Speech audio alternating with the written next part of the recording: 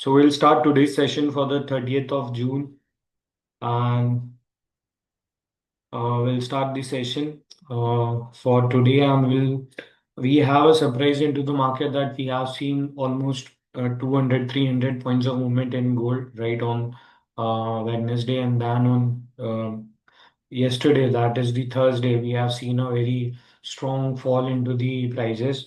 Now, a lot of people have this confusion that in which direction the market is going to head. Is there any way through which we can get any hint in advance before such kind of movement? And I have tried to find it, and I find few things, right? Few hindsights which we are getting from the technical part, and few of the things we are getting from the fundamental or the macroeconomic data. So without wasting time, let's start first with the economic calendar for today. So I hope everybody is having access to the screen, right? So we start the session yesterday. We've been seeing that their initial jobless claim data and all, right? And we've been discussing a lot of things related to this data, and we've been discussing that this data is not going to surprise that much. And as a result, at this point of time, we haven't seen any kind of very big price movement. The price movement which have came after this data releases of 4 week bill auction, 8 week bill auction, and the 15-year mortgage rate and 30-year. So I'm not talking about this data, but I'm talking about the timing. At the same timing, we have seen a very strong fall. There are a lot of things, not only this data, apart from this, like Donald Trump have given the name for the successor to Jerome Powell, who is going to be the next Fed president if he gets the vote, and his name is Kevin Kevin Walsh, right? So might be the new governor because in the month of May, Jerome Powell tenure as a Fed president is going to end, right? Then who will be the next successor? Donald Trump have given the nomination of Kevin Walsh, right, as his candidate for or the contender for the next Fed president. So all this data are quite normal. Nothing is into the data which have given us the surprise. So there's nothing else. So now we need to see some other data. So first we discuss the economic calendar and then we go to that data which I'm talking about. So let's talk about today, right? Because in today's session we have seen the market have corrected, right? And the reason behind it, it's not fundamental, is more technical and sentimental, right? The retailers have pushed the prices towards the upside, and the confirmation we'll get tonight after 11:30 when they are going to release the CFTC commitment of trade reports data. So let's discuss on the upcoming data which are still pending to be released, right? Let's come on to the 30th of January. So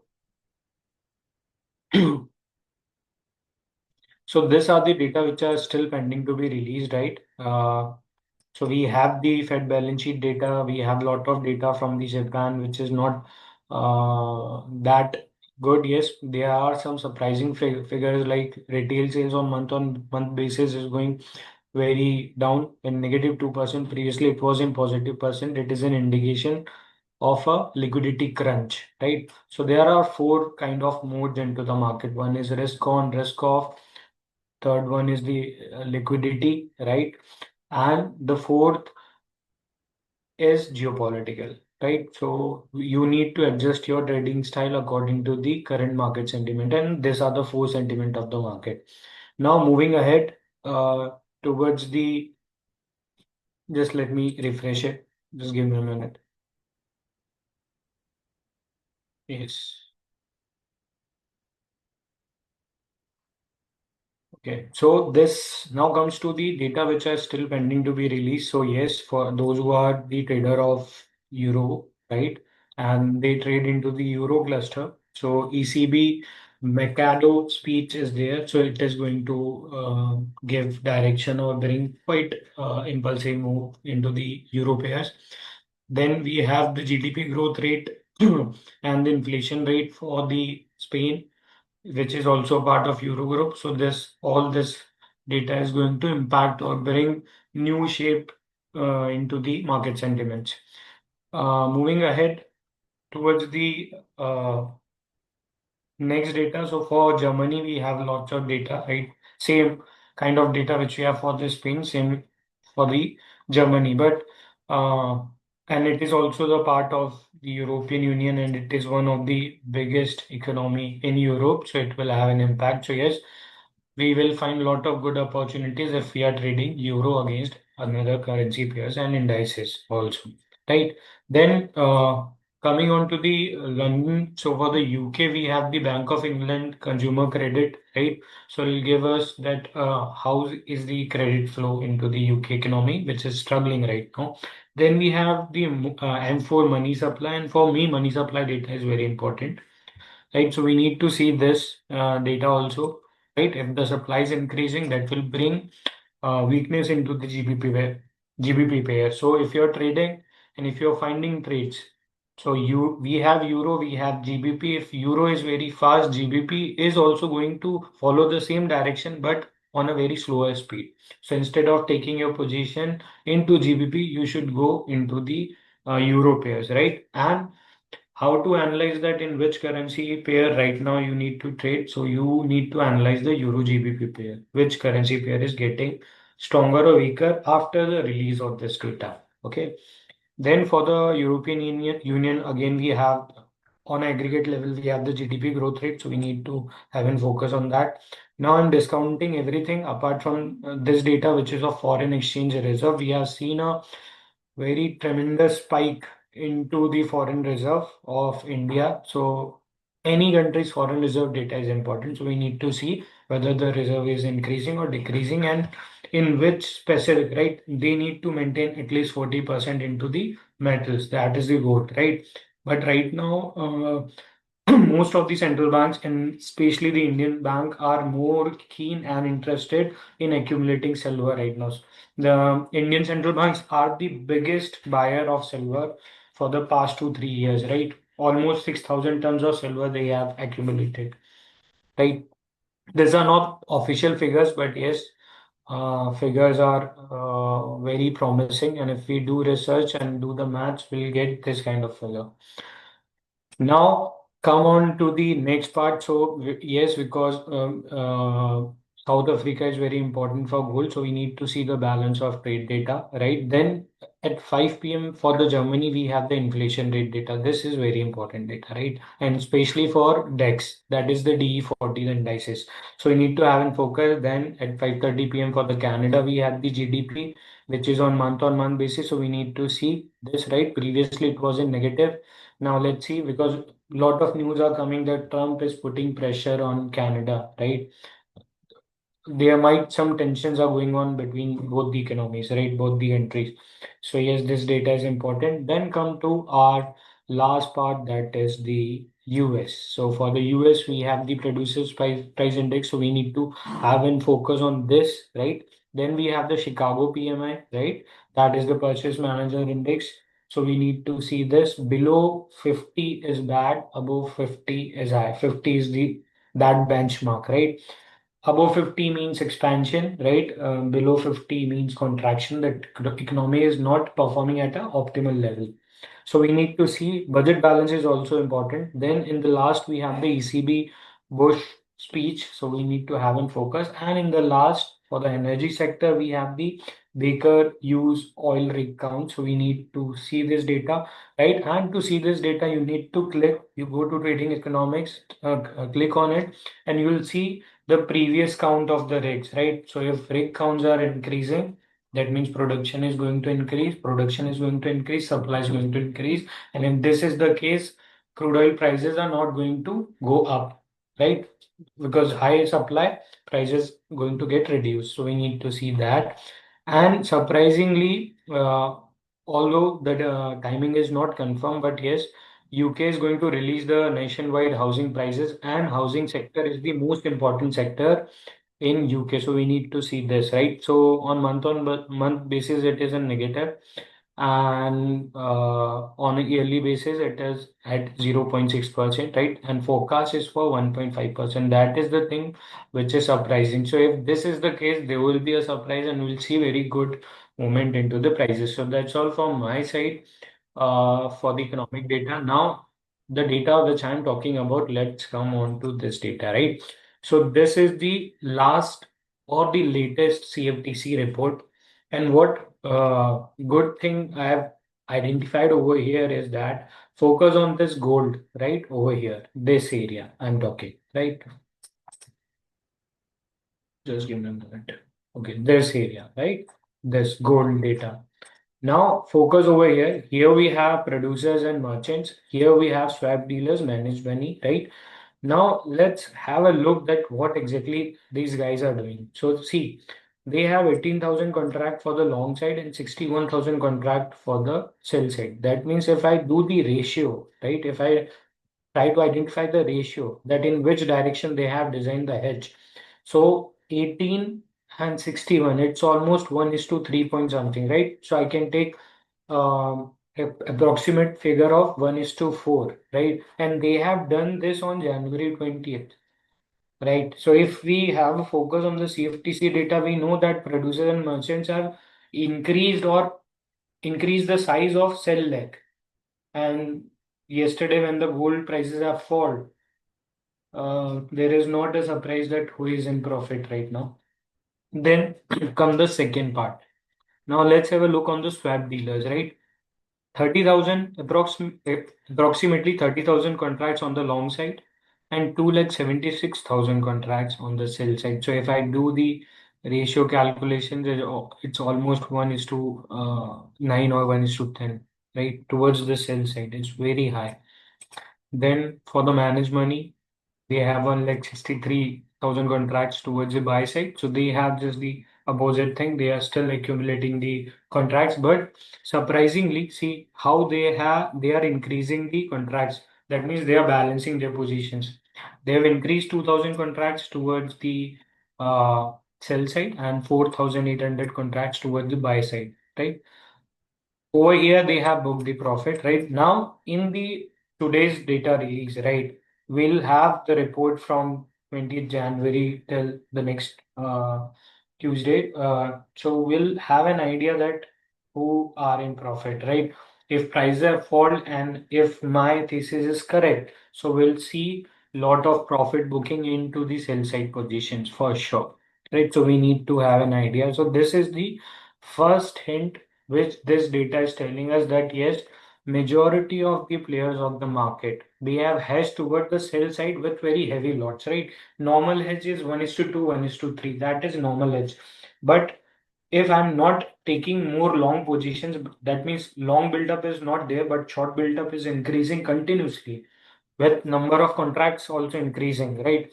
For a lot of people, it is those who have attended for the first time or those who are seeing this for the first time, it's quite uh, difficult to digest this. But don't worry, we'll have separate videos on how to analyze the commitment of trade reports of data. But this data is very important.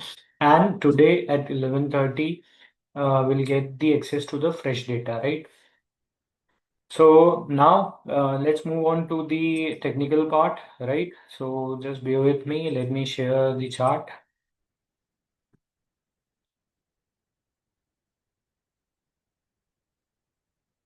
Okay, so now we have the access to the chart and I'm removing everything. First, we'll discuss the gold, right?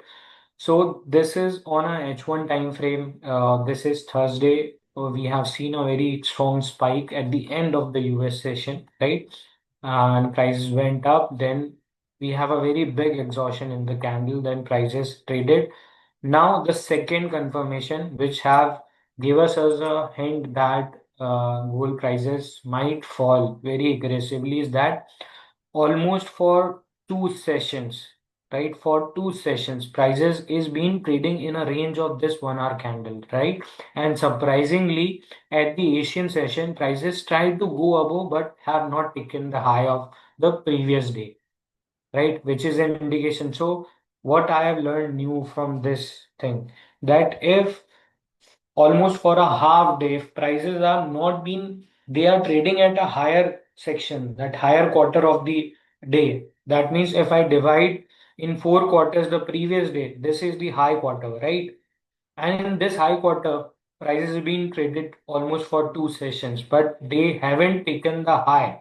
That means they are not in a mood to push the prices upwards, and lot of supply is coming. And what happens? So first hint I get from the fundamental data of the CFTC. Second, confirmation I'm getting from the technical part, right? And yes, yesterday I've also booked the loss, right? Because I've been thinking that from my band there might be possibility that it may go up, right? Although prices are fall suddenly, right? So then I do the analysis, and this is the thing which I missed, right? It's such a basic thing, simple thing which market is telling me.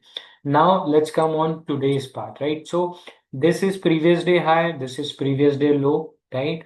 And right now prices in the Asian session, and I've told you that if in Asian session if you see very big candles, high probability that prices might not get or give you a reversal, right? So we have seen a bearish pressure. I don't think that we might see a new high for the day, right? And the low of the today's low of the Asian session and the low of the previous candle might be taken, right? To have more clarity on this, we need to switch to daily time frame. Right? See, this is the one big candle. Then in the next candle, without breaching the high, we have a candle which have breached the low of the previous candle. And right now, see, just in the Eastern session, they have covered the whole wick. So still the sailors are powerful, right? And this is the low which they are trying to take, right?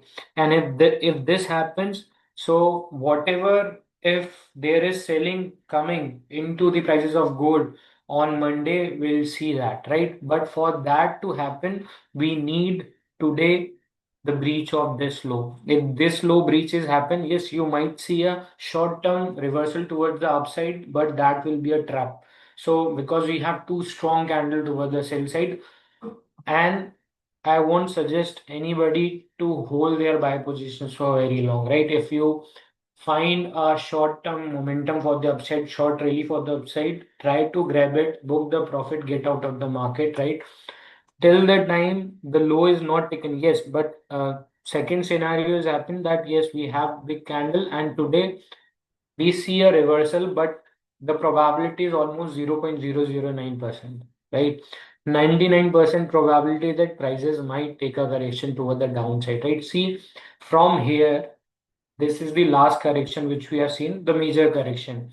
And from there, prices are continuously getting upward, right? If we apply the Elliott wave theory, and if I try to draw, so this is the first, right? This is the second impulsive move, and this is the third impulsive move of the third wave. So I need to take the wave analysis from here, right? And this is a impulsive move which I've seen, and this is a time of correction. So the probability of a correction is quite high, so don't get trapped into it. Wait for the prices to break the low. And right now, there is no good opportunity I'm finding into gold, right? What I'll find that my this moving average of 21 band is also heading towards downside, but I'm waiting for my 78, which will act as a strong support or resistance area, right? I've seen two candles have been tested this area, but I haven't find any close below the low of this candle. But yes, prices are pushing downwards, right? And I can see strong candle over here. We have a bearish engulfing pattern, right? So one, two candle have been done. Next 2 hours, there will be no trade. After the next 2 hours candle, in whichever direction the market is going, high probability that you'll find, right? Now, another thing which I'll keep in mind for gold is that this is the my runway down candle. See, this is the candle which is having the lowest low as compared to the previous five candles. So one, two, three, four, five, right? These are the five candles, and this is the lowest low as compared to the previous five candle. Now I want next five candle, right? And this is the highest high of the next five candle. One, two, three, four, five, right? Three, two, four, five. This is the fifth candle which is under development. So without any uh, pain, I know that this would be the strong resistance area. If prices successfully breach the high of this candle, then there will be a change in reversal, right? And for that, I need a close. And if prices after the candle, this five candles constellation, right? If prices breaks down, high probability that prices might go down more. right? And this is the zone which I need to keep a focus, right? Okay. So this is the low, this is the high, right? If prices gives you a break above the high, you can take the target. So from 5241 till the 5311 almost, right? So almost 60, 70 points of movement I'm getting towards the buy side once I get the confirmation. If prices break downs, so prices might go below, right? So first, although the downside target is quite less because we have a consolidating area, right? But yes, high probability prices might test this level, right? But yes, it haven't taken the low and it haven't taken the high of the previous day. Same case which we have discussed yesterday. The high have not been taken in the Asian session, and still the Asian session is active, and the low of the previous day is not been taken.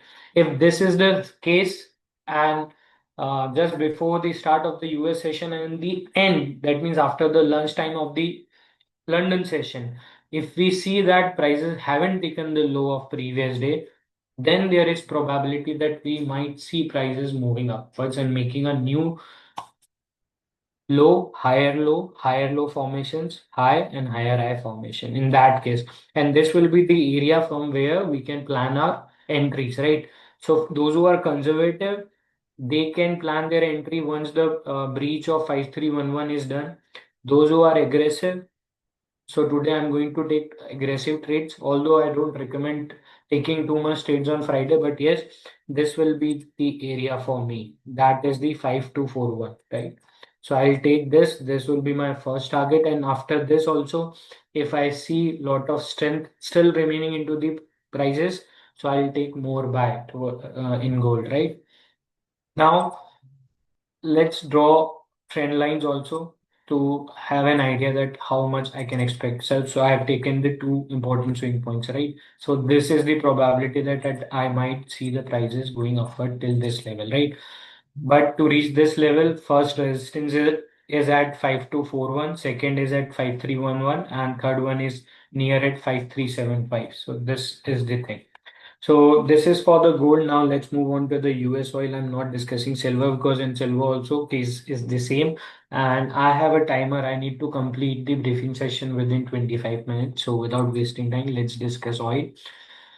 So this is US oil, and we have seen that prices went up, and right now they have taken the correction toward the downside. We have drawn the Fibonacci extension, right, to see the potential areas. Now the trend have been reversed. So what I need to do, I need to identify that prices are going downwards. So what would be my potential target area? So I take this high, I take this low, and this is my first pullback, right? And see, right now prices are trading at Fibonacci extension 100, right? This area is acting as a support right now, right? And this area, which is the previous support, now act as a resistance, and we have a swing point also. So this is that channel. The breakout of this channel would be my trade, right? But the trend is toward the downside. So instead of taking buy, I wait for the prices to hunt the stop losses above the high of this candle. And if they are getting rejected towards the downside, I take sell call. Till the time there is no clear direction into the H1 time frame, right? But yes, prices have successfully breaches all my three moving averages, which has been done again, went up, taken the correction. Now they are moving downwards, right? So I need the breach of this low, right? Then my lower low formations and lower high formations is going to complete, and that is the characteristic of a downtrend, right? So if this happens, then this is the case.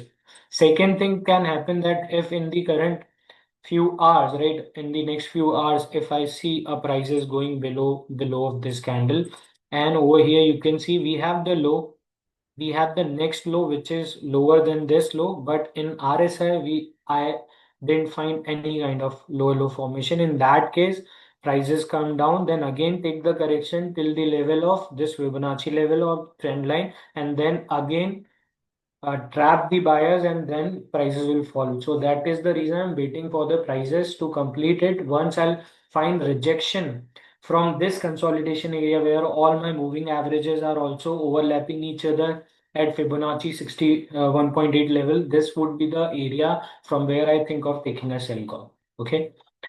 Now come to the US 30. So yesterday, we've been discussing that lot of rejection have happened, and because of that I have drawn this highlighted area which will act as a resistance area. And surprisingly, market have given us two time a very strong impulsive movement towards the upside, and all of a sudden we have seen the exhaustion above the high of this area. So we've been very much confident about this, that prices might get reversal from that area, and see the same thing happen. Prices went down, then again went up, again get being rejected from that area, and again came down. Right now, still, if I see, so this is the high, this is the lower high, this is the low, and right now this is the lower low formation. So right now I can expect the market structure to take a correction up to this level, and then again prices will fall down, right? So this is into the charts. Now, to have more confirmation, we need to identify that what kind of market structure is there, right? And you need to identify a market structure which anybody, just by looking at the chart, can identify that it seems like a triangle, it seems like a wedge, right? Because human tendency is very common, right? Everybody tend to see shapes into the charts, and you need to identify that which is that shape which is being identified. Lot of people around the world, their psyche is going to act in the same manner. So let's take this, right? So over here we have the low, then the breach of high. So I can easily identify that, yes, see, take this low, high, high, low, then again a high and low. That means the breach. I am finding a broadening wedge kind of pattern, right, over here by taking these two lows, right? Okay. Or you might take this also to make it more perfect, right? This is the case. So yes, prices might go up and then again come down up to the level of this area. Okay. So this is the market structure which I've identified, and this is for the case. The second thing is that this is the lowest point, and right now this is the lowest point. So there is no such divergence. To have a divergence, we need prices to go below the low of this candle, but RSI failed to do so, right? If this is the case, then we have a divergence, and then we can see a reversal from this area towards the upside. So that is for the US 30. Now let's have a look on the BTC USD. So I've been expecting that prices might take a correction towards the upside, and this is the strong area, right? And we have identified this broadening wedge yesterday, right? So prices have break this wedge, break this area of day one also, right? Which we have marked as a strong support area, and prices have breached it, right? So now Bitcoin is toward the sell side very aggressively, right? We have a strong down movement, then up movement.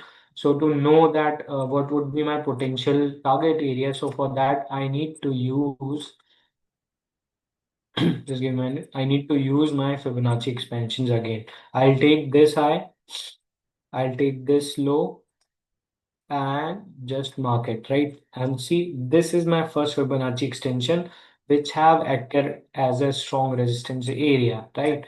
Now prices have taken the correction. Now let's see that whether prices are continue to move downwards or not. So first we need to identify, is there any kind of divergence? Yes, is there. This is the low point and this is the next low. So focus on this area right over here. See this, right? Here we have a divergence. See, right? And because of this divergence, we have seen this impulsive strong movement towards the upside, right, on this candle. But still, I need a breach of this area, right? So that means this divergence is not acting that strong, right? So I need to see whether this is that pivotal point. Should I take a sell call? So for that, I need to mark a Fibonacci over here, right? And prices went up to the level of 61.8 exactly, and prices have taken a U-turn, right? So yes, it looks like that we have a third move, right? So see, very strong move, a very short correction, a quite moderate sell side move, and a moderate correction, right? Which is almost of 61.8%. That means the downside trend is getting weaker. So that means the next downside movement which we are going to have into our picture, it will going to test the 80,000 level, right? And that will be a short downward impulsive move, right? So don't expect too much fall into the BTC USD. And for the BTC USD, we have the Saturday, Sunday also opens, right? So I'm been waiting for the prices. Once this fractal pivot is complete, I need to watch. I need solid confirmation. So I have two candles toward the sale side, right? But still, my two buyers are active. So at least I need one candle to give me a close below the low of this candle, and this support area should be broken. When this is done, I can take a sell call, keeping my stop losses above the high of this, right? That will be my potential. And if you are very aggressive, you can take the sell right now, keeping your stop losses above the high of this area, right? So now in the last, let's take Euro USD, right? So for the Euro USD, we've been expecting a test of this area, which have been already done on Thursday, on Wednesday, right? On Thursday, we have seen a sudden spike, but the market is in consolidation, right? So right now, because uh, over here we have a very strong support area. I need to extend this area, right? And surprisingly, this area has been tested again and again, right? First it was resistance, prices went up, then again taken the correction and again taken the support. And every time it's like if I release a ball on any platform, I'll take first bounce, then when the ball hit the ground, it will have a very strong bounce. Then on the second time, a small bounce. Then on the third time, small bounce. Same thing happened. Prices fell down, taken the first bounce, which is high. Then again taken the support. Now the bounce is very less. Then again taken the support and the bounce is very less. So it is telling us the probability of a downside break is very high because the momentum to push the prices upward is getting weaker, right? And high probability that prices may breach this area. So I am highly towards the sell side. Okay, but yes, the size of the candle are quite small towards the buy side. This is also one confirmation. My 9 band over here I've used is also telling me the same story, but I need a candle to clear this area. Once I find any candle below the giving close below this highlighted area, then I'll take a sell call and I'll take that sell call up to the level of this order block over here, or you find resistance support area also over here, which is at 1.1750, right? So almost 200 to 200 points of pip of movement I'm expecting into the prices. But yes, it is Friday. The probability of such a big move is very less, right? But yes, we have few datas which will have an impact on any news, right? Especially news which are coming from Trump related to the Fed and any war related, that yes, Trump is planning to evade Iran, or such kind of news will have an impact. So that's all for my side. We have discussed all the major market segments. I hope I've tried to give you the idea how I have seen the chart, how I have identified the trades for today, and how I'm going to plan today, right? So almost I'm finding five good things into the market, and I can diversify it, right? And I have my base currency as the USD, so I've been majorly trading into the USD cluster, and for the USD cluster, I have allotted 3% of risk. That means if I take trades in all the five segments which are indirectly or directly related with the USD, my total exposure is going to be 3% in dollars, right? If I'm trading any other currency with any other currency like Euro, JPY, then I am moving towards the Euro cluster. And for that, I need to use the correlation. So that's all for my side. I thank you all for attending today's sessions. I hope you have enjoyed today's session. We'll meet again on Monday with lot of news and new pieces of trivia, which will give you lot of new insights and knowledge to being profitable. Till the time, have a great weekend and a profitable weekend ahead. Thank you guys. This is Anurag signing off for today. I request all of you to kindly leave the Google Meet room. Thank you guys.